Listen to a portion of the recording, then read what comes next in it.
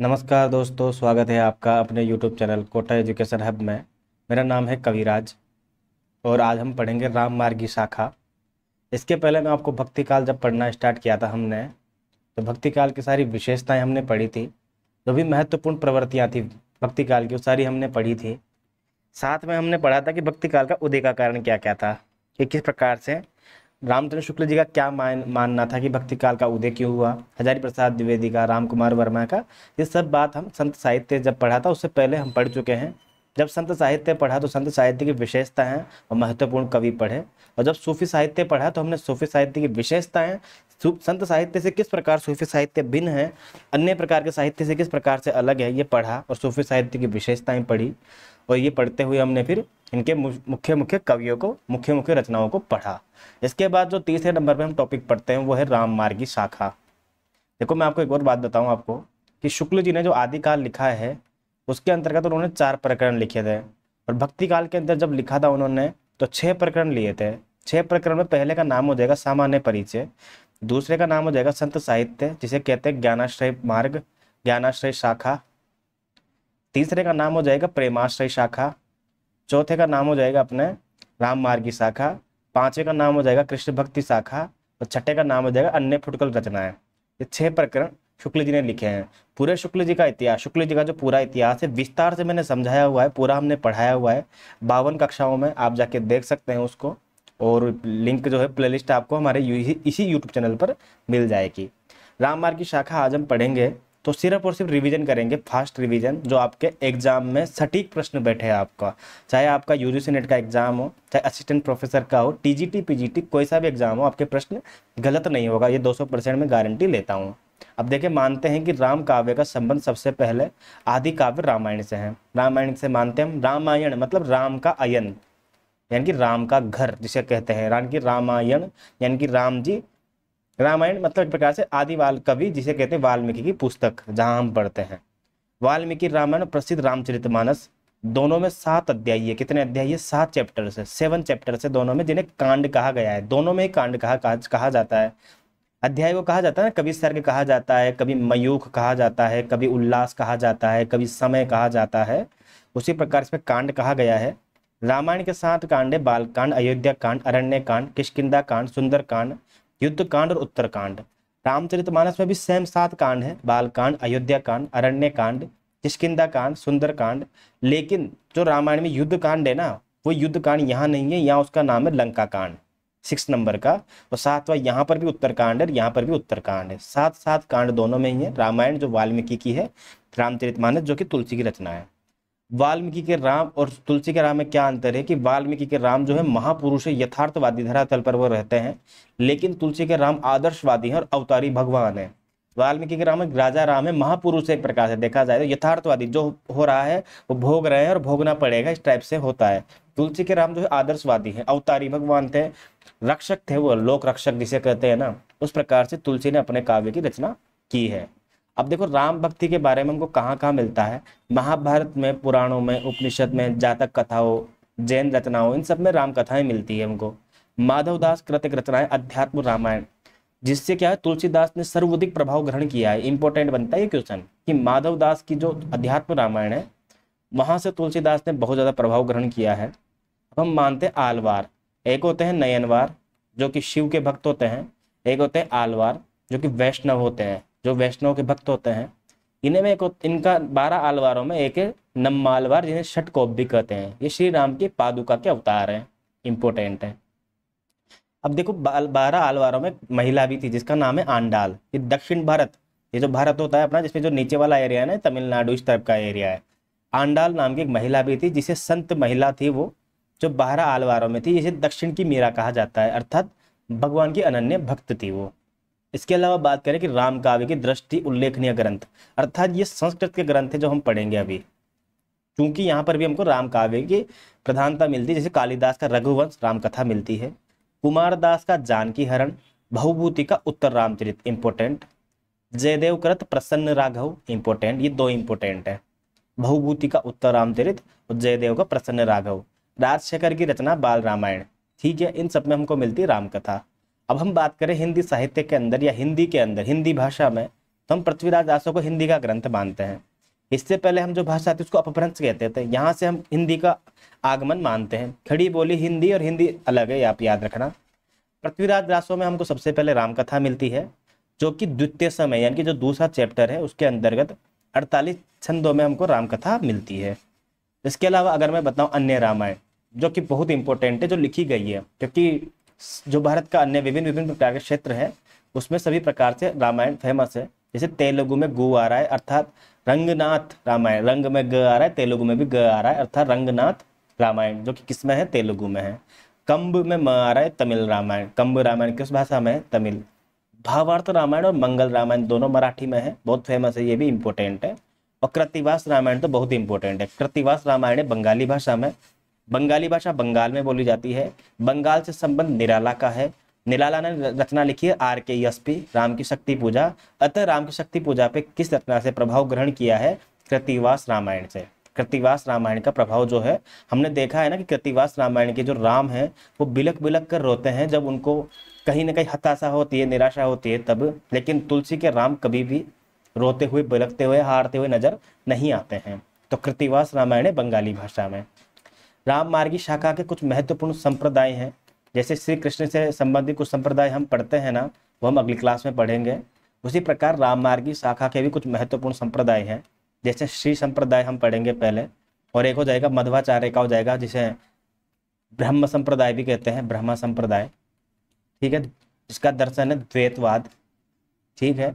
उसी प्रकार श्री संप्रदाय का दर्शन है विशिष्टाद्वैतवाद। इसके आदि आचार्य श्री रंगनाथ मुनि। प्रश्न 200% में लिख कर दे रहा हूं, आपसे पूछा जाता है कि निम्नलिखित में से कौन सा कृष्ण संप्रदाय नहीं है। ऑप्शन में श्री संप्रदाय जरूर होता है, क्योंकि श्री संप्रदाय राम भक्ति का संप्रदाय है, जिसके आदि आचार्य रंगनाथ मुनि। कभी कभी प्रश्न पूछता है कि निम्नलिखित संप्रदाय के उनके प्रवर्तकों के साथ मिलान कीजिए, तो मिलान भी करना होता है।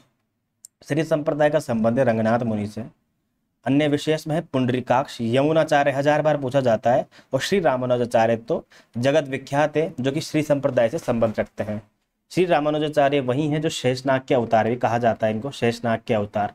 वल्लभाचार्य को जब पढ़ेंगे तो हम पढ़ेंगे कि ये अग्नि के अवतार है, वैश्वानर के अवतार हैं। हितहरिवंश, जो कि हितहरिवंश राधा वल्लभ संप्रदाय के प्रवर्तक है, ये बंशी के अवतार मानते हैं स्वयं को, ऐसा मतलब मानते क्या है, ये ऐसा है। तो रामानुजाचार्य के 14वीं पीढ़ी के बाद हमको रामानंद जी पैदा हुए। रामानंद जी वही है जो रामावत संप्रदाय के प्रवर्तक है, और कबीर जो है वो इन्हीं के शिष्य थे। 12 शिष्य पढ़ते हैं ना हम।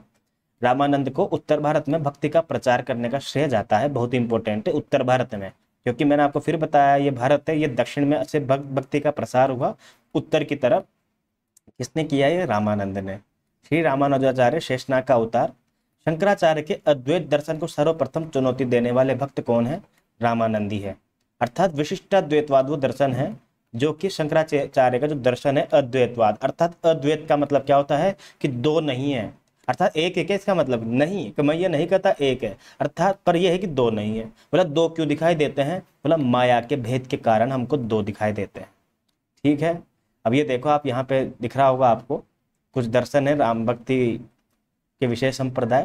श्री संप्रदाय का संबंध रामानुजाचार्य से, दर्शन है विशिष्टाद्वैतवाद। रामावत संप्रदाय का संबंध है रामानंद से, विशिष्टाद्वैतवाद इनका दर्शन है। ब्रह्म संप्रदाय जिनके प्रवर्तक है मध्वाचार्य, जिनका दूसरा नाम आनंद तीर्थ भी है, पूछा जाता है, इंपॉर्टेंट है ये। बहुत आसान प्रश्न भक्ति काल से पूछे जाते हैं, अगर उनमें से एक भी गलत हो गया तो आपका माइनस में चला जाएगा कहीं ना कहीं, क्योंकि आसान प्रश्न गलत होता है ना तो बहुत ज़्यादा दुख होता है, बहुत बच्चों से पीछे चले जाते हैं हम। ब्रह्म संप्रदाय का दर्शन हो जाएगा द्वैतवाद। अब ये देखो आप कृष्ण भक्ति के कुछ दर्शन है, ये मैंने आपको साथ में जोड़ दिए। यहाँ पर कृष्ण भक्ति पढ़ाऊंगा तब वहाँ पर मैं विशेष उनका वर्णन करूंगा। नीचे निम्बार्काचार्य का, निम्बार्काचार्य निम्बार्क संप्रदाय के। निधा मतलब द्वैतवाद, द्वैतवाद, ये निम्बार्क संप्रदाय का दर्शन हो जाएगा। राधा वल्लभ संप्रदाय जो है वो निम्बार्क नहीं, सॉरी, इसकी मध्वाचार्य की एक शाखा है। मध्वाचार्य का जो दर्शन है ब्रह्म संप्रदाय, अतः इनका दर्शन भी हो जाएगा कौन सा, द्वैतवाद, क्योंकि निम्बार्काचार्य मध्वाचार्य का दर्शन जो है द्वैतवाद है ना। क्योंकि निम्बार्काचार्य जो संप्रदाय निकला है वो है सखी संप्रदाय, क्योंकि राधा वल्लभ कहाँ से निकला है, ब्रह्म संप्रदाय से। राधा वल्लभ के प्रवर्तक हो जाएंगे स्वामी हितहरिवंश। वल्लभ संप्रदाय के वल्लभाचार्य जिन्हें कहते हैं शुद्ध द्वैतवाद दर्शन। सखी संप्रदाय का हो जाएगा स्वामी हरिदास जी, द्वैता द्वैतवादी, और गौड़ीय संप्रदाय चैतन्य महाप्रभु प्रवर्तक है, अचिंत्य भेदा भेदवादी इनका दर्शन हो जाएगा। आसान है चीजें, ये बहुत कठिन नहीं है, रिपीट करना, आप रिवीजन करना, आसानी से हो जाएगा। अब हम बात करते हैं रामानंद की। राम भक्ति शाखा को हम क्रम से पढ़ते हैं। रामानंद कौन थे? उत्तर भारत में संगत परंपरा की शुरुआत इनसे मानी जाती है। 14वीं से 15वीं शताब्दी का समय माना जाता है। इनके गुरु का नाम है राघवानंद। काशी में पैदा हुए थे ये। तपसी शाखा या वैरागी दल या विरक्त दल के प्रवर्तक कौन थे? रामानंद। श्री राम के प्रति दास्य भाव की सगुण भक्ति की है। सगुण मतलब एकदम साकार रूप की, जिसमें मूर्ति का भी सम्मान करते हैं। इस भक्ति में इन्होंने, रामानंद वो पहले संत हुए हैं, पहले भक्त हुए हैं जिन्होंने भक्ति के क्षेत्र में किसी प्रकार की जाति पाति या वर्णाश्रम भेद को मिटा दिया है और सबके लिए भक्ति का मार्ग खोल दिया है। अर्थात इसका मतलब ये नहीं है कि ये वर्णाश्रम के क्या बोलते हैं पक्षधर हैं। अर्थात कहने का तात्पर्य ये है कि भाई शूद्र वैश्य क्षत्रिय इन पे तो विश्वास करते हैं ये, परंतु भक्ति के लिए ये चाहते हैं कि सभी एक हो जाएं। भक्ति का मार्ग सबके लिए खुला हुआ है। हजारी प्रसाद द्विवेदी ने किसे आकाश धर्मा गुरु की संज्ञा दी है? ये 1000 बार प्रश्न पूछा गया है, आगे भी पूछा जाएगा, इसलिए इंपोर्टेंट लगा लो। रामानंद के लिए कहा गया है कि रामानंद आकाश धर्मा गुरु है। आकाश धर्मा गुरु की संख्या किसे दी है? रामानंद को। रामानंद जो है दशदा भक्ति के प्रवर्तक हैं। दशदा कैसा? 9 भक्तियां तो हम पढ़ चुके हैं, नवधा। 10वीं भक्ति का नाम है प्रेम लक्षणा भक्ति, अर्थात प्रेम पूर्वक भी आप भक्ति करके ईश्वर की सेवा करके भी ईश्वर को पा सकते हैं। जबकि 9 भक्तियां कौन कौन सी है? श्रवण, कीर्तन, स्मरण, पाद सेवन, अर्चन, वंदन, दास्य, सख्य और आत्मनिवेदन। ये 9 भक्तियां करके तो आप पा ही सकते हो भगवान को, परंतु प्रेम लक्षणा के द्वारा भी आप ईश्वर को पा सकते हो। इस बात की व्याख्या कौन करते हैं? रामानंद। जिनके दर्शन कौन, जिनका 10वीं कौन सी बताई इन्होंने? प्रेम लक्षणा भक्ति। नाभादास कृत भक्तमाल में रामानंद के 12 शिष्य मिलते हैं। नाभादास की जो पुस्तक है भक्तमाल, उसमें रामानंद के 12 शिष्य मिलते हैं। तुलसीदास की रचनाएं जो शुक्ल जी ने मानी है, जो नागर प्रचारणी सभा से छपी है, उसकी संख्या भी 12 है। इंपोर्टेंट है, याद रखना ये सारी चीजें। 12 शिष्य कौन कौन से हैं? अनंतानंद, कबीर, सुखा, सुरसुरा, पद्मावती, नरहरि, पीपा, भावानंद, रैदास, धन्ना सेन, सुरसुर की घर हरी, अर्थात सुरसुर की घर वाली, अर्थात सुरसुरी। ये 2 महिलाएं हैं इसमें, पद्मावती और सुरसुरी नाम से जो है ये 2 महिलाएं हैं। सुरसुर भी एक है, उसकी पत्नी भी है ना, तो 12 हो जाएंगे। कबीर भी है इसमें, आपको पता है ही सही। अब देखो रामानंद की कुछ बहुत महत्वपूर्ण रचनाएं हैं, जैसे वल्लभाचार्य की पढ़ते हैं हम अणुभाष्य, मतलब हर संप्रदाय का एक विशेष ग्रंथ होता है। उसी प्रकार रामानंद का ग्रंथ है वैष्णव मताब्ज भास्कर। ये जरूर आपको याद रखना, इंपॉर्टेंट है ये। वैष्णव मताब्ज भास्कर किसका ग्रंथ है? रामानंद का। रामानंद के अलावा इनके ग्रंथ कौन से? श्री रामार्जन पद्धति, ये दोनों ग्रंथ संस्कृत में है। हालांकि राम रक्षा स्तोत्र और योग चिंतामणि भी मिलता है, ये इनके ग्रंथ है। रामानंद की प्रसिद्ध आरती सभी सुनते हैं, आरती कीजिए हनुमान लला की, ठीक है ना, सबने सुनी होगी। ये रामानंद की लिखी हुई थी। अब मुझे कमेंट करके आप बताओ कि ओम जय जगदीश हरे, ये किसने लिखी हुई आरती, किसने लिखी है ये, है ना। जिसको नहीं आता है, हमने एक शॉर्ट वीडियो डाल रखा है, उसमें मिल जाएगा आपको आराम से। नहीं भी मिले तो मुझे कमेंट करना, मैं बताऊंगा आपको। अब बात करते हैं प्रमुख राम भक्त शाखा के कवियों की, ठीक है। सबसे पहले हम बात करते हैं अग्रदास जी की। अग्रदास, से अग्र अली, उपनाम क्या है इनका? अग्र अली। ये स्वयं को क्या मानते थे? अली। अली मतलब सखी। सखी किसकी? स्वयं को जानकी जी की सखी मानते थे ये, जानकी जी की सखी मानते थे। 1556 के आसपास पैदा हुए थे ये, इनका समय है लगभग। और राम भक्ति परंपरा में रसिकों की भांति माधुर्य भाव और रसिक भावना का समावेश करने वाले कवि कौन है? अग्रदास जी। रसिकों की भांति मतलब एक प्रकार से कीर्तन वगैरह करना, देखा जाए तो रसिकों की भांति भगवान को रिझाने के लिए विभिन्न प्रकार के भावों की उत्पत्ति करना, शास्त्र से परे, शास्त्रों से परे, जैसे भगवान कृष्ण के लिए करते हैं ना कीर्तन वगैरह, सत्संग वगैरह शानदार वाले, उसी प्रकार से। अग्रदास जी के जो गुरु थे वो कृष्णदास पयहारी थे।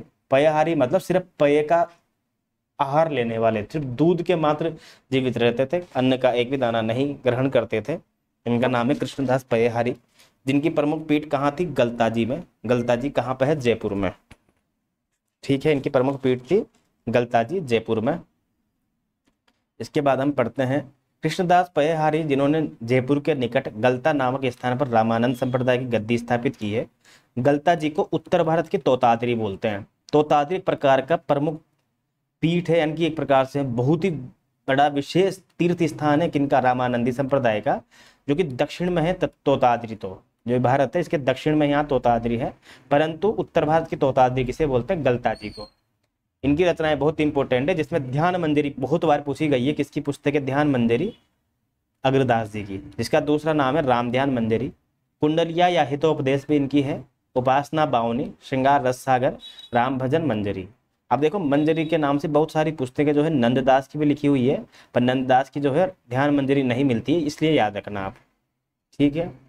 इसके बाद अन्य जो राम भक्त कवि है उसमें हम पढ़ेंगे रामचरण दास जी को। देखो रामचरण दास जी अर्थात राम के चरण, अर्थात राम भक्ति शाखा में पति पत्नी भावना का पल्लवन करने वाले भक्त कौन हुए हैं, रामचरण दास जी हुए हैं। जब इन्होंने खुद को पत्नी मान लिया और राम को पति मान लिया, तब इसमें क्या हुआ, घोर श्रृंगारिकता का समावेश कर दिया इन्होंने, और काव्यों में अश्लीलता आने लग गई। स्वयं को राम जी की पत्नी मानते थे, इसलिए इन्होंने कौन सी शाखा का प्रवर्तन किया, स्वसुखी शाखा का प्रवर्तन किया इन्होंने, अर्थात स्वसुखी। स्व को हम ऐसे लिखते हैं जिसमें र दिखाई देता है, और रामचरण में भी र दिखाई देता है, अर्थात स्वसुखी शाखा के प्रवर्तक कौन है, रामचरण दास जी। अब जीवाराम जी कौन है, जीवाराम जी जो है तत्सुखी शाखा के प्रवर्तक है। जीवाराम जी पूछा जाता है, सीधा सीधा पूछा जाता है, कोई मिलान करने के लिए नहीं देता, कोई युग्म नहीं है, सीधा सीधा पूछा जाता है। तो जीवाराम जी जो है स्वयं को क्या मानते हैं, राम जी की सखी मानते हैं, जबकि जानकी जी की सखी कौन मानते हैं, अग्रदास जी। लेकिन राम जी की पत्नी स्वयं को कौन मानते हैं, रामचरण दास जी। इसके बाद अन्य कवियों में पढ़ेंगे तो ईश्वरदास। ईश्वरदास वही है जिन्होंने सत्यवती की कथा लिखी थी, सत्यवती कथा 1501 में, जिसका नायक का नाम है ऋतुपर्ण, नायक का नाम है ऋतुपर्ण। इनकी दो और रचनाएं मिलती है, राम भक्ति शाखा में भी इनका नाम पढ़ते हैं, भरत मिलाप, इनकी रचना का नाम है भरत मिलाप, और एक का नाम है अंगद पेज, इंपोर्टेंट है। नाभादास, नाभादास सबसे पहले इंपोर्टेंट बात यह है कि जाति के डोम थे, ये राम भक्त कवि भी थे। भक्तमाल जो इन्होंने लिखा है 200 भक्तों का, टोटल उस समय के जो 200 प्रसिद्ध भक्त थे उनका 316 छप्पयों में वर्णन किया है, छप्पय छंदों में, अर्थात 316 छंद लिखे हैं और 216 भक्त हैं, 200 भक्त हैं, तो प्रत्येक के हिस्से में दो भी पूरे पूरे नहीं आ रहे छंद। अब मुझे बताओ, क्या दो छंदों में संपूर्ण जीवनी लिखी जा सकती है क्या, संपूर्ण विस्तार से वर्णन किया जा सकता है क्या, नहीं किया जा सकता ना। अतः भक्तमाल में सभी भक्तों का विस्तृत वर्णन नहीं है, ये याद रखना आप। कृपा निवास, अब ये कुछ कवि हैं जैसे कि कृपा निवास हैं, इनकी रचना हो जाएगी कृपा निवास पदावली। लालदास जिन्हें लालचदास भी कहते हैं, अवध विलास इनकी कृति है, इंपोर्टेंट है ये। क्यों इंपोर्टेंट है, क्योंकि प्रश्न आएगा निम्नलिखित में से कौन सा राम भक्त कवि नहीं है। अरे तो ये देना तो चाहिए ना, उनके पास ऑप्शन तो होने चाहिए ना। तुलसी दे देंगे तो आप पहचान जाओगे, अग्रदास दे देंगे आप पहचान जाओगे, इसीलिए हृदय राम, ह से हृदय राम, ह से हनुमान नाटक, ठीक है। प्राणचंद चौहान, प्राणचंद कौन है, रामायण में भी अण आ रहा है और प्राण में भी अण आ रहा है, अर्थात प्राणचंद चौहान का हो जाएगा रामायण महानाटक। ये दोनों तो कम से कम 5000 बार पूछे गए हैं एग्जाम में, हृदय राम का और प्राणचंद चौहान का। नरहरि बारेट का इंपोर्टेंट है 1000%, नरहरि बारेट पौरुष रामायण। रायमल पांडे की हो जाए, इसके अलावा रायमल पांडे, गुरुमुखी, केशवदास जिसे हम पढ़ते हैं रीतिकाल के प्रवर्तक, और सेनापति 1589 में जन्म, ये दोनों के दोनों भी राम भक्त कवि हैं, है ना। सेनापति सोई सीतापति के जो पति, यानी कि सीतापति का जो भक्त है, यानी कि सीतापति राम के जो भक्त हैं, ठीक है ना। अब हम पढ़ेंगे राम भक्ति शाखा के क्या, संपूर्ण हिंदी साहित्य के पुरोधा श्रेष्ठ कवि, सर्वश्रेष्ठ कवि तुलसीदास को पढ़ेंगे, जिनका जो योगदान है वो संपूर्ण हिंदी साहित्य पर ही नहीं तो संपूर्ण भारतीय साहित्य, संपूर्ण विश्व साहित्य, संपूर्ण भारत समाज पे, या फिर देखा जाए तो मानव समाज पर इनका बहुत बड़ा योगदान है। उस समय 1532 ईस्वी के आसपास इनका जन्म होता है, सर्वमान्य मत है ये। अब कुछ लोग मानते हैं कि शुकर खेत से जो अर्थ लगाते हैं वो कुछ लोग राजापुर लगाते हैं, कुछ लोग सोरो जो एटा में जगह है वो लगाते हैं। इनके जन्म के विषय में विवाद है। कुछ लोग राजापुर गोंडा उत्तर प्रदेश मानते हैं, जिसमें से कौन मानते हैं, राजा, हमारे हिंदी साहित्य के राजा कौन है, शुक्ल जी, तो शुक्ल जी तो राजापुर मानते हैं। और शुक्ल जी से शुक्ल जी, से शिव सिंह सेंगर, ये भी क्या मानते हैं, राजापुर मानते हैं। जबकि सोरो और एंटा कौन मानता है, जो शुक्ल जी की हर बात का खंडन करते हैं या फिर बहुत सारी बातों का खंडन करते हैं जो शुक्ल जी के कहीं ना कहीं, तो वो है हजारी प्रसाद द्विवेदी। सोरो एटा में इनका जन्म मानते हैं। बचपन का नाम राम बोला या तोलाराम दोनों था, सबको पता है। माता का नाम हुलसी बाई था, पिता का नाम आत्माराम था। पत्नी का नाम है रत्नावली। इसीलिए हम पढ़ते भी एक उपन्यास जिसका नाम है रत्ना की बात। जीवनी परक उपन्यास है ये, रांगे राघव का लिखा हुआ।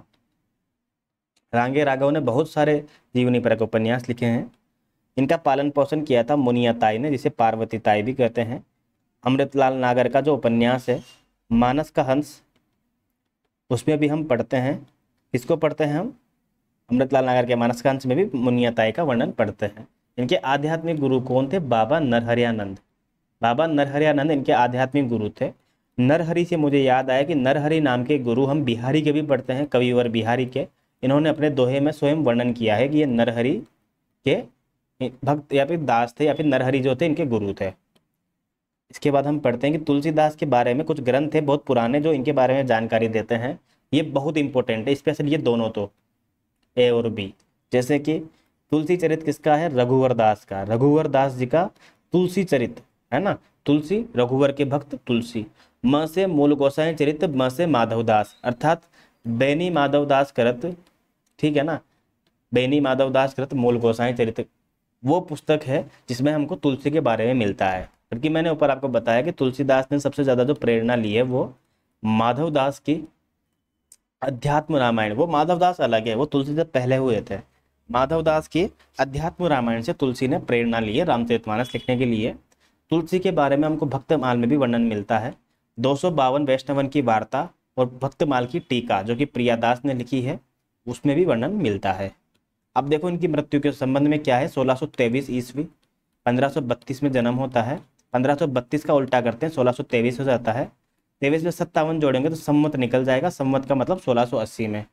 इसीलिए इसके संबंध में ये दोहा मिलता है, संवत 1680, 80 गंग के तीर, श्रावण शुक्ल सप्तमी, तुलसी तजो शरीर।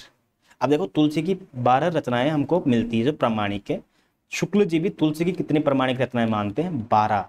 13वीं रचनाएं आप पढ़ोगे, 13वीं रचना कौन सी है? हनुमान बाहुक। लेकिन शुक्ल जी हनुमान बाहुक को रचना ही नहीं मानते, कहते हैं ये तो कवितावली का पार्ट है। और कवितावली को शुक्ल जी जो है वो हिस्सा मानते हैं, किसके? तुलसी की रचना मानते हैं, लेकिन हनुमान बाहुक को नहीं मानते हैं। अब देखो कौन कौन सी रचनाएं हैं शुक्ल तुलसी जी की, जो शुक्ल जी और नागर पंचायणी सभा से प्रकाशित हुई है। एक का तो नाम है वैराग्य संदीप। पहली रचना यही है, सर्वमान्य मत है कि पहली रचना तुलसीदास जी की वैराग्य संदीपनी है, ठीक है। दूसरी रचना का नाम है कृष्ण गीतावली। तीसरी का नाम है गीतावली। चौथी का नाम है जानकी मंगल। पांचवी का नाम है पार्वती मंगल। छठी रचना है बरवे रामायण। सातवीं का नाम है रामलला नवछू। आठवीं का नाम है रामचरितमानस। नौवीं रचना है रामाज्ञा प्रश्नावली, जिसे कहते हैं रामाज्ञा प्रश्न भी कहते हैं इसको, ठीक है ना, असली नाम यही है इसका, रामाज्ञा प्रश्न। और 10वीं का नाम है दोहावली। अब देखो दोहावली जो रचना है ना, दोहावली को दोहावली रामायण नहीं कहते हैं, दोहावली को दोहावली रामायण नहीं कहते हैं। तो बोला किसको कहते हैं? रामाज्ञा प्रश्न को दोहावली रामायण भी कहते हैं। रामाज्ञा प्रश्न जो रचना है तुलसीदास जी को, इसको दोहावली रामायण भी कहते हैं। ये इंपॉर्टेंट है, फैक्ट इंपॉर्टेंट है, याद रखना आप इसको। 10वीं रचना हो गई। 11वीं है विनय पत्रिका और 12वीं का नाम है कवितावली, ठीक है। अब हम चलते हैं यहाँ पे कि किसकी रचनाओं में व लगा हुआ है। व देखो, व वैराग्य संदीपनी में व लगा हुआ है, खत्म बात 1। गीतावली में व लगा हुआ है 2। गीतावली कृष्ण गीतावली में लगा हुआ है तो 2। गीतावली में लगा हुआ है 3। इसमें नहीं लगा हुआ, इसमें नहीं लगा, अच्छा इसमें तो बाद में यहाँ लगा हुआ है लास्ट में, है ना, बरवे रामायण, इसको छोड़ देते हैं। चलो मैं दूसरी ट्रिक बताता हूँ आपको, रुको अभी बताऊंगा अभी, कि हनुमान बाहुक की रचना तुलसीदास की मानी जाती है, परंतु शुक्ल जी कवितावली का अंश स्वीकार करते हैं, अतः हनुमान बाहुक को वो अलग से रचना नहीं मानते हैं। जबकि शिव सिंह सेंगर जी ने जो 22 रचना मानी है तुलसीदास की, उसमें हनुमान बाहुक का भी वर्णन करते हैं और भाषा बताते हैं संस्कृतनिष्ठ अवधि। अब कुछ इंपॉर्टेंट नोट्स है यहाँ पे, वेरी वेरी इंपॉर्टेंट, कि रामाज्ञा प्रश्नावली को रामाज्ञा प्रश्न भी कहते हैं और दोहावली रामायण भी कहा जाता है। दोहावली रचना को सिर्फ दोहावली कहा जाता है, न कि दोहावली रामायण। ये देखो एक एक चीज मैंने लिखी है यहाँ पे। जिन रचनाओं के अंत में वली या शुरुआत में व आता है वो सभी रचनाएं ब्रजभाषा की हैं। ये ट्रिक है आपके लिए। अब कौन कौन सी रचनाएं ब्रजभाषा की बताता हूँ अभी। उसके अलावा झूलना रामायण प्रश्न पूछा जाता है, रोला रामायण और कली धर्म निरूपण, ये भी तुलसी की रचनाएं मानी जाती है। तुलसी की रचनाएं जो शुक्ल जी ने मानी है, जरूरी नहीं है वहीं से प्रश्न आए, कहीं से भी प्रश्न आ सकता है। अब ये देखो आप यहाँ पे, मैंने कहा था कि ब्रजभाषा, जिन रचनाओं के अंत में वली आएगा या शुरुआत में व आएगा, वो सारी रचनाएं ब्रजभाषा की होगी। जैसे कृष्ण गीता वली, गीतावली, दोहावली, कवितावली। वैराग्य संदीपनी में शुरू में व आ गया, विनय पत्रिका में शुरू में व आ गया। ये सारी रचनाएं किसकी है? ब्रजभाषा की है। 1 2 3 4 5 6 रचनाएं ब्रजभाषा की है और 6 रचनाएं किसकी है? अवधि की। जैसे रामचरितमानस में व नहीं आ रहा, खत्म बात, बड़ा ग्रंथ है। रामलला नवछू में व नहीं आ रहा, अवधि का ग्रंथ है। बरवे रामायण अवधि का ग्रंथ है। पार्वती मंगल अवधि का है। जानकी मंगल अवधि का है। रामाज्ञा प्रश्न भी अवधि का है। रामाज्ञा प्रश्न को प्रश्नावली करके वली लगा के इसको ब्रज में मत ले लेना, ये गलत हो जाएगा आपका। रामाज्ञा प्रश्न जो है अवधि का ग्रंथ है। शुक्ल जी के अनुसार तुलसीदास के 5 बड़े ग्रंथ है और 7 छोटे ग्रंथ है। बड़े कौन कौन से हैं? मानस, रामचरितमानस। विनय पत्रिका 219 पद है। कवितावली 300 के ऊपर पद है। गीतावली पद में लिखा गया है। दोहावली भी 500 से ऊपर पद हैं, इसमें दोहे हैं। छोटे ग्रंथ कौन कौन से हैं? वैराग्य संदीपनी, कृष्ण गीतावली, रामलला नवछू, बरवे रामायण छोटा सा ग्रंथ है। पार्वती मंगल भी छोटा सा है। जानकी मंगल भी छोटा सा ग्रंथ है। रामाज्ञा प्रश्न भी। अब हम बात कर लेते हैं एक एक करके अलग अलग रचनाओं की। जैसे रामचरितमानस 1532 में लिखी गई थी। 1574 में, सॉरी, तुलसीदास का जन्म 1532 में हुआ है। 1574 में इन्होंने लिखा है रामचरितमानस। रामचरितमानस का जो छपने का समय है जब वो बनकर आ गई थी, या फिर जब उन्होंने प्रिपेयर कर ली थी, लिखी गई थी 1574 में। इसमें 7 कांड है, मैं बता चुका हूँ आपको। बाल कांड, अयोध्या, अरण्य कांड, किष्किंधा कांड, सुंदर कांड, लंका कांड और उत्तर कांड। जबकि जो वाल्मीकि की रामायण इसमें लंका कांड की जगह युद्ध कांड दिया हुआ है। आसानी से देख लेगा, पढ़ लेना आप। समझ में नहीं आए कोई बात तो थोड़ा सा वीडियो को पीछे लेके दोबारा देखना। फिर भी समझ नहीं आए तो मुझे कमेंट करना आप, मैं आपको अच्छे से समझाऊंगा। आप मेरे टेलीग्राम चैनल को ज्वाइन कर सकते हो। पर्सनली मैं टेलीग्राम पर भी रिप्लाई करूंगा, पर्सनली कमेंट भी मैं आपको करूंगा। कितना समय लगा है? 2 वर्ष 7 महीने 26 दिन। संविधान को लिखने में भी 2 वर्ष 11 महीने का समय लगता है। तो ये भी तो भारतीय संस्कारों का संविधान ही है ना। रामचरितमानस भी तो कितना कुछ सीखने को मिलता है। तो रामचरितमानस के अंतर्गत जो सबसे बड़ा कांड है उसका नाम है बाल कांड। सबसे छोटा कांड है किष्किंधा कांड। हृदय कौन सा है? रामचरितमानस का जो हृदय है वो है अयोध्या कांड। जबकि लोकप्रिय कौन सा कांड है? सुंदर कांड। हृदय लगाते हैं आप, सुंदर कांड मत लगा देना। सुंदर कांड लोकप्रिय जरूर है पर हृदय नहीं है। लगभग 86 प्रकार के छंदों का प्रयोग किया गया है रामचरितमानस में। 86 को उल्टा करता हूं तो 68 आता है, और 68 प्रकार के छंदों का प्रयोग किया गया है। किसमें किया गया है? पृथ्वीराज रासों में, छंद की रचना में। रामचरितमानस के अंदर 4 संवाद है, 4 सोपान, 4 घाट के रूप में मिलते हैं, कहते हैं। अब देखो क्या होता है ना, पहले कथा क्या होता था, कोई किसी से कुछ कथा कहता था तब शुरू होती थी, वो शुरुआत में जरूरी होती थी। बाद में तो अंदर पात्र ही अपनी बात कहते थे। तो मुख्य जो संवाद है वो है शिव पार्वती का। शिव पार्वती या उमा शिव या उमा शंकर जिसे कहते हैं, उसका संवाद है। उसके अंदर दर्शन के दिखाने के लिए हमको जो संवाद मिलता है उसी के अंदर वो मिलता है पक्षी का पक्षी से, अर्थात गरुड़ जी का काकभुसुंडी से है। ठीक है, काकभुसुंडी काक ये पक्षी हो गया, गरुड़ जी भी पक्षी हो गए। महर्षि का महर्षि से, अर्थात महर्षि याज्ञवल्क्य का महर्षि भारद्वाज से संवाद मिलता है। और संत का संत से, अर्थात तुलसी का मिलता है साधु संतों का संवाद। ये 4 सोपान 4 घाट के रूप में माने जाते हैं। कहते हैं कि रामचरितमानस के अंदर भी शिव पार्वती कथा आती शुरुआत में, और पार्वती मंगल तो है ही सही शिव पार्वती कथा, लेकिन इसमें जो कथा है और पार्वती मंगल में जो कथा है वो भिन्न है। दोनों में जो शिव पार्वती की शादी कैसे होती है, कैसे मिलना होता है, कथा भिन्न भिन्न है, ये याद रखना, इंपॉर्टेंट भी है ये। इसके अलावा रामलला नवछू जो रचनाएं तुलसीदास जी की, इसमें केवल 20 ही छंद है, प्रबंध रचनाएं ये, और सोहर छंद में रची गई है ये। सोहर छंद जो होता है ग्रामीण गीति शैली में रचने के लिए बहुत जरूरी होती है ये। 20 छंद है, प्रबंध रचनाएं ये। वैराग्य संदीपनी जिसे पहली रचना भी माना जाता है तुलसीदास की। वैराग्य संदीपनी व से शुरू हो रही है, अतः ब्रजभाषा की रचना है जिसमें शांत रस है, और 62 छंद है, केवल छोटी रचना है ना ये, इसीलिए इसमें संत महिमा और संत स्वभाव का वर्णन है। वैराग्य संदीपनी में बरवे रामायण एक मुक्तक काव्य है। बरवे रामायण जो है मुक्तक है, अनियमित है कथा विस्तार इसका। रहीम दास के कहने पर लिखी गई है ये बरवे रामायण, और बरवे छंद में रचित है ये। ठीक है, पार्वती मंगल, पार्वती मंगल जो है वो अवधी भाषा में रचित प्रबंध ग्रंथ है। 164 छंद मिलते हैं हमको पार्वती मंगल में। जब छंद मिलते हैं अगर, तो छंद को हम पढ़ सकते हैं ना, आराम से गा भी सकते हैं, पर न कि पदशैली में। पदशैली जो होती है ना वो छंदों में नियम के अनुकूल नहीं होती। पद जो होता है वो राग रागिनियों में लिखा जाता है। जैसे विनय पत्रिका में पद है ना, जहाँ के प्रिय न राम वेदे ही, एक पंक्ति इतनी सी शुरू होगी, फिर ये एक इतनी बड़ी पंक्ति, फिर इतनी बड़ी पंक्ति, फिर इतनी बड़ी पंक्ति, इसको पढ़ेंगे फिर इसको पढ़ेंगे, फिर जब इसको पढ़ेंगे तो फिर वापस इसको पढ़ेंगे, फिर जब इसको पढ़ेंगे फिर वापस इसको पढ़ेंगे, ऐसे चलता है पद शैली में। तो इसमें पार्वती मंगल में जब छंद है तो पद नहीं हो सकते, याद रखना आप। रामचरितमानस में शिव पार्वती की कथा पार्वती मंगल की रचना से भिन्न है। ये सारे प्रश्न मैं वही बता रहा हूँ आपको जो किसी न किसी बड़े से बड़े एग्जाम में आ ही चुके हैं, इसीलिए मैं आपको इतना जोर दे के कह रहा हूँ। अरुण और अरिगीति का छंदों का प्रयोग हुआ है पार्वती मंगल में। इसका आधार ग्रंथ है कुमार संभव, इंपॉर्टेंट है। जानकी मंगल की बात करें तो पार्वती मंगल शिव पार्वती से संबंधित, जानकी मंगल जो हो जाएगा वो वाल्मीकि रामायण को आधार बनाकर लिखा है 216 छंदों में। किसका ग्रंथ है ये भी? तुलसीदास जी का, अवधी भाषा में है ये भी। रामाज्ञा प्रश्न मैंने आपको बताया था, प्रश्नावली मत लगाना इसके पीछे, रामाज्ञा प्रश्न ही है, जिसे दोहावली रामायण भी कहते हैं। और ये 6 घंटे में लिखा था, मित्र गंगाराम के लिए लिखा था ये।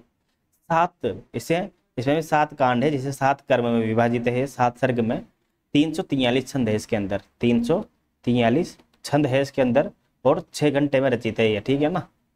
दोहावली 573 छंद है दोहावली में, जिसे दोहावली रामायण नहीं कहा जाता है, दोहावली रामायण तो रामाज्ञा प्रश्न को कहा जाता है, इंपॉर्टेंट है।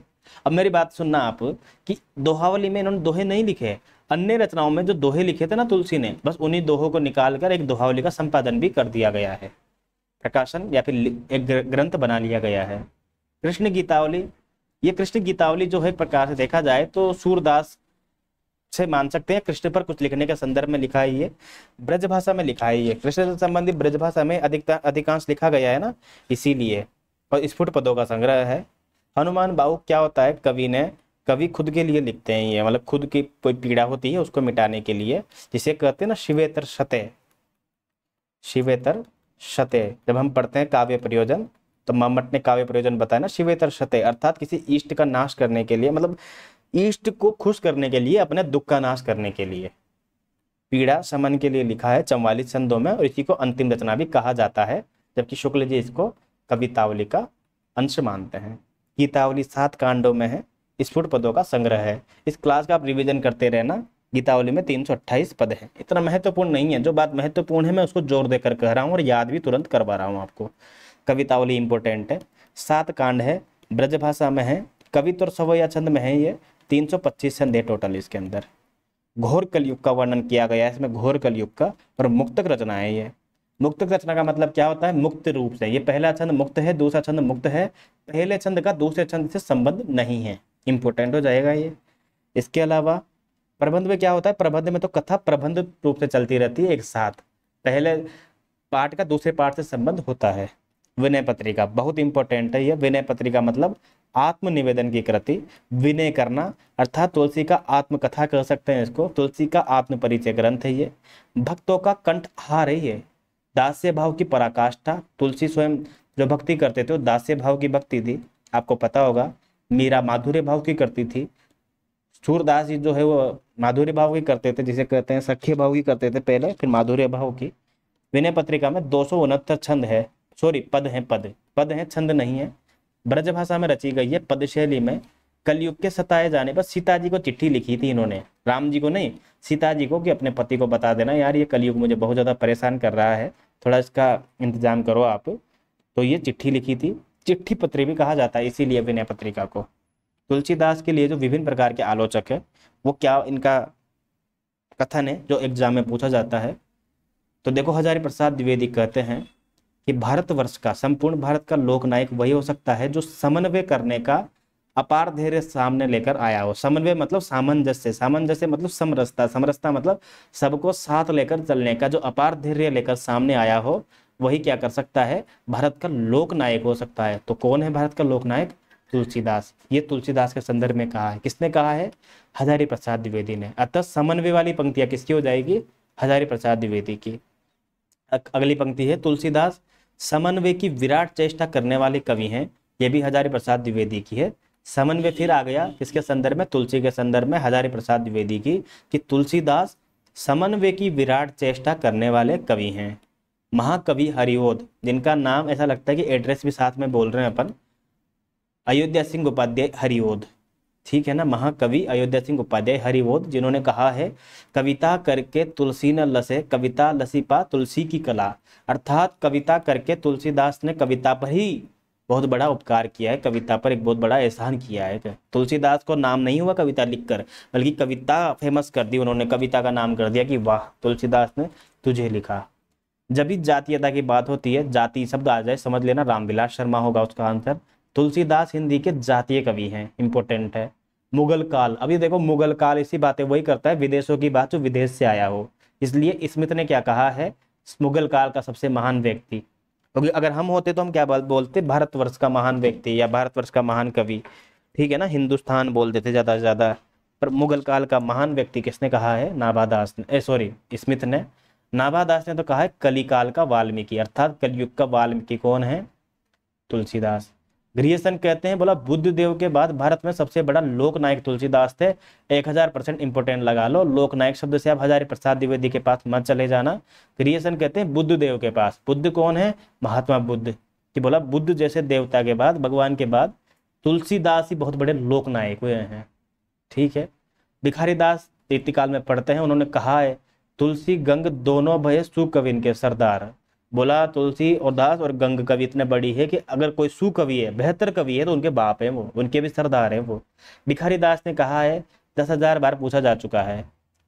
नाभादास भी कहते हैं अपने भक्त माल में कि सूर सूर तुलसी शशि, अर्थात सूर को क्या कहा गया है, सूर को तो सूरज कहा गया है, सूर सूर, सूर को सूर्य कहा गया है, तुलसी को शशि कहा है। नाभादास ने तुलसी को चंद्रमा जैसे ठंडा कहा है। उड़गन केशव दास अब के कवि खद्योतसम जहां ता करत प्रकाश। और रहीमदास जी कहते हैं, रहीमदास अरबी फारसी के भी ज्ञाता थे, मुसलमान थे, अर्थात कुरान पढ़ते हैं।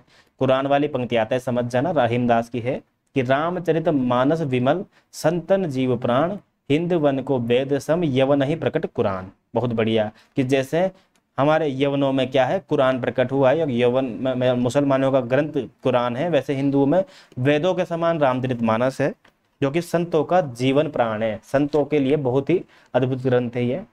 शुक्ल जी फिर कहते हैं कि रामचरितमानस तो लोगों के हृदय का हार है, ये शुक्ल जी ने कहा है। शुक्ल जी फिर कहते हैं कि गोस्वामी जी की भक्ति पद्धति की सबसे बड़ी विशेषता है उनकी सर्वांग पूर्णता। अर्थात सर्वांग पूर्णता मतलब सभी अंगों पर, काव्य के सभी अंगों पर काम करना, लोक के सभी पक्षों को लेकर चलना, ये तुलसीदास के काव्य की विशेषता है। रामचरितमानस में तुलसीदास केवल कवि रूप में ही नहीं है, बल्कि उपदेशक के रूप में भी सामने आते हैं, ये भी शुक्ल जी कहते हैं। तुलसीदास, कबीरदास, बिहारी, घनानंद, ऐसे बड़े बड़े चैप्टर तो आप शुक्ल जी वाली पुस्तक से 1000 बार पढ़ सकते हैं, बार बार पढ़ा करो। शुक्ल जी कहते हैं ना 70 बार पढ़ी हमने, 20 बार पढ़ी, अरे झूठ बोलते हैं वो। एक बार वो पढ़ते हैं तुलसी शुक्ल जी की पूरी पुस्तक को, बाद में सिर्फ वो महत्वपूर्ण कवि पढ़ते हैं, कबीर, तुलसी, बिहारी, घनानंद, मतीराम, देव, ठीक है ना, इनको पढ़ते हैं बस, जायज ही को। तो आप भी बस इतना पढ़ा करो, क्योंकि शुक्ल जी से प्रश्न 500% है, पूछा जाता है, चाहे आप कितने भी बड़े एग्जाम का तैयारी करो। प्रेम और श्रृंगार का जैसा वर्णन जो बिना किसी लज्जा और संकोच के सबके सामने पढ़ा जा सके, अर्थात इतना अद्भुत उदात्त वर्णन किया है, जिसे कहते हैं ना उदात्त, किसने वर्णन किया है, गोस्वामी जी ने। हम निसंकोच कह सकते हैं कि ये एक कवि हिंदी को प्रौढ़ साहित्यिक भाषा सिद्ध करने के लिए काफी है, अर्थात हिंदी का बाप, यानी कि हिंदी एक बड़ी भाषा है, बहुत ही जबरदस्त भाषा है, साहित्यिक भाषा है, काव्य लिखा जा सकता है, ये तुलसीदास काफी है। तुलसीदास के रामचरितमानस पढ़ा देना कि हिंदी में कितना जबरदस्त काव्य लिखा जा सकता है। मतलब रूपकों का जैसा निर्वाह तुलसीदास ने किया है ना, वैसा किसी अन्य ने नहीं किया है। रामचरितमानस में ज्ञान भक्ति के विवेचन में लंबा सांग रूपक प्रस्तुत किया गया है, ये भी इंपॉर्टेंट है। और गोस्वामी जी की भक्ति पद्धति की सबसे बड़ी विशेषता सर्वांग पूर्णता है, मैंने बता चुका हूँ। जीवन के किसी पक्ष को सर्वथा छोड़कर वो नहीं चले हैं, सब पक्षों के साथ कुछ न कुछ सामंजस्य है, न उसका कर्म है, न धर्म से विरोध है, न ज्ञान से, किसी चीज से विरोध नहीं है।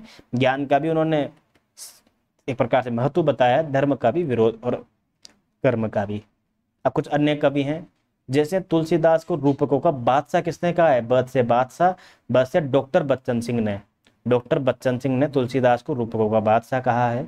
उत्प्रेक्षाओं का बादशाह किसने कहा है, उत्प्रेक्षा अलंकार है, ओ से उत्प्रेक्षा, ऊ से उदय भानु सिंह, इनकी पुस्तक है तुलसीदास, जिसमें इन्होंने लिखा है उत्प्रेक्षाओं का बादशाह। ठीक है। तुलसी काव्य मीमांसा भी इनकी पुस्तक है, तुलसी काव्य मीमांसा, उदय भानु सिंह की। सांग रूपक अलंकार जो है तुलसी का प्रिय अलंकार है। शुक्ल जी कहते हैं कि राम भक्ति काव्यधारा की सबसे बड़ी विशेषता यह है कि इसमें सब प्रकार की रचनाएं हुई हैं, अर्थात जो संत साहित्य में जो लिखा गया है, सूफी साहित्य में जो लिखा गया है और कृष्ण भक्ति साहित्य में जो लिखा गया है वो एक प्रकार का लिखा गया था, लेकिन राम भक्ति में संत साहित्य के, सूफी साहित्य को, कृष्ण भक्ति साहित्य के तीनों के गुण विद्यमान हैं। बराबर बराबर ही ना सही पर थोड़ी थोड़ी मात्रा में विद्यमान है। अर्थात भक्ति काल की वो कौन सी शाखा है जिसमें सभी प्रकार की रचनाएं की गई है, वो हो जाएगी राम मार्गी शाखा। मानस का हंस एक बड़ी रचना है, उपन्यास है अमृतलाल नागर का। दैनी माधव दास कृत मूल गोसाई चरित के अनुसार तुलसीदास की पहली रचना गीतावली है, जबकि सर्वमान्य मत मैंने आपको बताया है वैराग्य संदीपनी को। मिश्र बंधु तुलसीदास की 25 रचनाएं मानते हैं, हिरियसन 21 रचनाएं मानते हैं। तुलसी का दर्शन है विशिष्टाद्वैतवाद। जाहिर सी बात है तुलसीदास रामानंद की परंपरा में है, देखा जाए तो रामानुजाचार्य जो श्री संप्रदाय वाले हैं उसी परंपरा में है, तो आगे चलकर इनका भी दर्शन कौन हो जाएगा, विशिष्टाद्वैतवाद। जब रामानुजाचार्य का दर्शन विशिष्टाद्वैतवाद है तो इनका भी कौन सा हो जाएगा, विशिष्टाद्वैतवाद। शुक्ल जी कहते हैं तुलसी को स्मार्त वैष्णव। रामचरितमानस की रचना गोस्वामी जी ने स्वांत सुखाय के साथ साथ लोकहित एवं लोक मंगल के लिए भी की है। लोकहित अर्थात लोगों का हित हो, इसको पढ़कर सुनकर मोटिवेशन मिले। उस समय जब मुगलों का इतना ज्यादा आक्रमण हो रहा था, इतना ज्यादा हमारा हिंदू समाज का पतन हो रहा था, उस समय तुलसीदास जी ने एक ये हथियार बनाया, बोला तुम इसको पढ़कर देखो तो सही कि एक सामान्य मनुष्य जैसा जो आदमी है, यानी कि ईश्वर जो है वो मनुष्य रूप में आता है। मतलब इसमें देखा जाए तो मनुष्य, मतलब राम जी ने किस प्रकार से शक्तियों का उतना प्रयोग नहीं किया है। राम जी सामान्य मनुष्य की तरह जीवन जीकर लोगों को प्रेरणा बनते हैं। यही बात तुलसीदास जी सिद्ध करना चाहते हैं कि यहाँ से आप सीख लो कि इतना हारने के बाद भी इस आदमी ने हार नहीं मानी, इतना बड़ा साम्राज्य ठुकरा दिया उसने तिनके की तरह एक प्रकार से। तुलसीदास ने मानस को रसखान को सुनाया था सबसे पहले, कि रामचरितमानस जब उन्होंने लिखी 1574 में, सबसे पहले रसखान को सुनाया था। बाबू गुलाब राय ने सुमेरु कवि की संज्ञा किसको दी है, तो स्वामी तुलसीदास को। अब तुलसी का काव्य लक्षण क्या है, अर्थात तुलसी कहते हैं बोला काव्य क्या होना चाहिए भाई, बोला काव्य कहते हैं ना, हम काव्य लक्षण पढ़ते हैं जब काव्य किसे कहते हैं, तो तुलसीदास के अनुसार कहते हैं कीरति भनिति भूति भली सोही सुर सुरी सम सब कह हित होई। अर्थात कीर्ति, यश, संपत्ति, ये सब चीजें है ना, और कविता हो, चाहे वो आपके पास संपत्ति हो चाहे कीर्ति हो, ये सारे के सारे गंगा के समान, अर्थात सुरसरी मतलब गंगा के समान कैसे होनी चाहिए, सबका हित होई। गंगा जिस प्रकार से अशुद्ध होकर भी गंगा में मैल जाता है फिर भी सबको शुद्ध कर देती है ना, वो उसी प्रकार का सबका हित करने वाली होनी चाहिए, चाहे कीर्ति हो चाहे भनीति हो चाहे भूति हो। इंपोर्टेंट है ये बेनी माधव दास ने जो रचनाएं मानी थी उसका नाम लिखा हुआ है, कोई महत्वपूर्ण नहीं है ये। अब तुलसीदास के काव्य का जो सार है ना, वो राम मार्गी कविता का भी सार है और भक्ति काल का भी कहीं ना कहीं सार है। कैसे है कि तुलसीदास के काव्य में लोक मंगल की भावना मिलती है, सूरदास के यहाँ पे लोक रंजन की भावना मिलती है। इसलिए तुलसीदास के यहाँ पर, हाँ तुलसीदास में तो लोक मंगल की मिलती है, सूरदास के समान लोक रंजन की नहीं। ठीक है। लोकोन्मुक्ता आदित्य, लोकोन्मुक्ता मतलब लोगों के लिए काव्य लिखा गया है, लोगों का प्रभाव इसमें दिखाया गया है, लोगों के प्रति लिखा गया है, किसी महापुरुष का वीरता वर्णन नहीं किया गया आदिकाल की तरह। ठीक है ना। नवीन प्रसंग उद्भावना की कमी कैसे है भाई, अर्थात कल्पना करके किसी भी प्रसंग को बढ़ा चढ़ा कर लिखना, कल्पना जो हुआ ही नहीं है, जबकि सूरदास ने किया है ना, कृष्ण भगवान के बाल स्वरूप की विभिन्न प्रकार की कल्पना करके नवीन प्रसंगों की उद्भावना की है। जैसे कोई भी प्रसंग, जैसे मान लो गोपियों के साथ वो बात कर रहे हैं तो वहां पे कल्पना करके संवाद जोड़ दिया है ना। मर्यादा से परिपूर्ण साहित्य लिखा है, मार्मिक चित्रण है, विशुद्ध साहित्य के संस्कृत निष्ठ अवधि का प्रयोग किया है, न कि ठेठ अवधि का। ठेठ अवधि का प्रयोग तो हमको सूफी साहित्य में मिलता है, सूफी साहित्य में ब्रजभाषा का प्रयोग भी किया है लेकिन संस्कृत निष्ठ का किया है। समन्वयात्मक का काव्य है, सबको साथ सबका विकास, आदर्श मूल्यों की स्थापना मिलती है तुलसी के काव्य में, नैतिक मूल्यों का समर्थन मिलता है, अनेक रूपता और सर्वांगपूर्ण काव्य है, प्रकृति का उद्दीपनकारी चित्रण है। उद्दीपनकारी मतलब प्रकृति को प्रकृति के रंग में न देखकर मनुष्य के रंग में देखना, है ना। जबकि आलंबनकारी चित्रण मिलता है हमको आधुनिक काल में, अर्थात प्रकृति को इसी रंग में देखना जैसी प्रकृति है।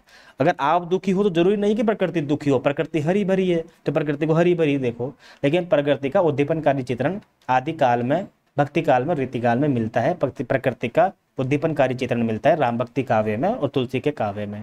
एक निष्ठ भगवत भक्ति करी है, नारी चित्रण के विषय में तुलसीदास जी कटुआलोचक नहीं है। अंगिरस है, शांत रस और भक्ति रस, क्योंकि भक्ति काल का जो सबसे पहला जो रस है वो है शांत रस, बाद में आएगा भक्ति रस। तुलसीदास की महत्वपूर्ण पंक्तियां, देखो वैसे तुलसीदास की हजारों पंक्तियां महत्वपूर्ण हैं और सबने आपने पढ़ी हुई आती है एग्जाम में, कभी भी बड़े कवि पंक्तियां गलत नहीं होती है। जैसे सुरती है, नरती है, नागती है, क्या चाहत सब कोई, गोद लिए हुलसी फिरे तुलसी सो सुत होय। बोला सुरती है देवताओं की पत्नियां, नरती है मनुष्य की पत्नी, नागती है नागों की पत्नियां, क्या चाहत सब कोई, सब कुछ ये सब क्या चाहती है। बोला गोद लिए हुलसी फिरे तुलसी सो सुत होए। बोला गोद में क्या करना चाहती है, वो हुलसना चाहती है तुलसी जैसा पुत्र लेकर, ये चाहती है वह तुलसी सो सुत होए। ये एक विशेष संवाद है, इसको मैं पढ़ाऊंगा अगली क्लास में, कभी भी मैंने बहुत बार पढ़ाया हुआ है इसको, है ना, तो मैं बताऊंगा फिर कभी इसको। अगर आपको नहीं आता है ये संवाद तो मुझे कमेंट करके बताना, मैं इसकी व्याख्या बताऊंगा आपको। ठीक है, एक सेकेंड रुक जाइए, मुझे लैपटॉप को चार्ज लगाने लेता हूँ मैं, अन्यथा बीच में अपनी यात्रा अटक जाएगी। क्लास अच्छी लग रही हो आपको तो प्लीज़ शेयर कर देना अपने दोस्तों के साथ, और कोई भी प्रश्न हो तो मुझे कमेंट कर देना आप, मैं ज़रूर उसका समाधान करूँगा। तो आगे पढ़ते हैं अपन। ईश्वर अंश जीव अविनाशी, चेतन अमल सहज सुख राशि। ये प्रश्न पूछा गया है यूजीसी नेट में, इसलिए मैंने ये पंक्तियां ली है। पूछा गया था कि इन पंक्तियों में कौन सा दर्शन है। अब देखो हमको ये पता होना चाहिए कि पहले तो ये पंक्तियां किसकी है, तुलसी की, और तुलसी का दर्शन कौन सा है, विशिष्ट अद्वैतवाद, अतः इसका भी दर्शन कौन सा हो जाएगा पंक्तियों का, विशिष्टाद्वैतवाद। ये पंक्तियां कवितावली की है। खेती न किसान को, भिखारी को न भीख बलि, गोरख जगाए जोग, भक्ति भगाए लोग, धूर्त कहो अवधूत कहो, रजपूत कहो जुल्हा कहो कोई, केशव कही न जाय का कहिए, शून्य भीति पर चित्र रंग नहीं, तनु बिना लिखा चितेरे, और नाम राम को कल्पतरु, कलि कल्याण निवास, जो सिमरत भयो भांगते तुलसी तुलसीदास। बहुत अद्भुत है ना, ये पंक्ति आप याद कर लेना, बहुत आसान है ये। संपूर्ण भक्ति काव्य या राम भक्ति काव्य की विशेषताएं क्या है कि राम भक्ति काव्य का अंगिरस शांत रस है, जबकि कृष्ण काव्य में हमको श्रृंगार मिलता है, वियोग श्रृंगार और वात्सल्य भी मिलता है बहुत कूट कूट के। सूफी काव्य में हमको श्रृंगार रस की प्रधानता मिलती है और संत काव्य में शांत रस की। मुख्य छंद जो है वो दोहा, चौपाई, कवित, सवैया, हरि गीतिका आदि का प्रयोग किया गया है राम भक्ति काव्य में। और भाषा कौन सी प्रयोग में ली गई है, अवधि। जबकि गौण भाषा अर्थात कम मात्रा में किसका प्रयोग किया गया है, राम भक्ति शाखा में ब्रज भाषा का। प्रकृति का उद्दीपनकारी चित्रण बता दिया है मैंने, लोकमंगल का काव्य बता दिया है, विराट समन्वय और शक्ति का काव्य बता दिया है, दास्य भाव की भक्ति भावना है तुलसीदास की, ये मैं बता चुका हूँ। युगबोध का काव्य है, जगाने का काव्य है, लोक जागरण का काव्य है, और मुख्यतः प्रबंध रचना की प्रवृत्ति की है। प्रबंध रचना मैंने बता दिया आपको, मुक्तक एक होता है, एक होता है प्रबंध रचना। ठीक है, ये हमने राम भक्ति शाखा पूरी पढ़ ली है। यहाँ तक कोई डाउट हो आपको तो मुझे कमेंट जरूर करना, कोई चीज़ समझ में नहीं आई हो या गलत हो तो मुझे कमेंट करके बता देना। क्लास अच्छी लगी हो तो जरूर शेयर कर देना, रिवीजन करते रहना। मैं वादा करता हूँ आपसे कि एक भी प्रश्न आपका गलत नहीं होगा, आप आगे मुझे बता देना कोई भी प्रश्न अगर बाहर से आ जाए तो। हमने सिर्फ मुख्य मुख्य बिंदु पढ़े हैं जिनसे आपका काम चल जाएगा। प्लेलिस्ट आपको आराम से मिल जाएगी जिसमें हमने काफ़ी सारी रचनाएं पढ़ाई हुई है, भ्रमर गीत से लेके पद्मावती समय, नागमती वियोगखंड, घनानंद कवितावली खुद अलग से पढ़ाई हुई है। अब यूट्यूब चैनल पे जाएंगे तो शेयर कर देख सकते हैं, वहाँ पर पढ़ सकते हैं। तो अभी आज के लिए बस इतना ही, मिलते हैं अगली क्लास में कृष्ण भक्ति शाखा में। धन्यवाद।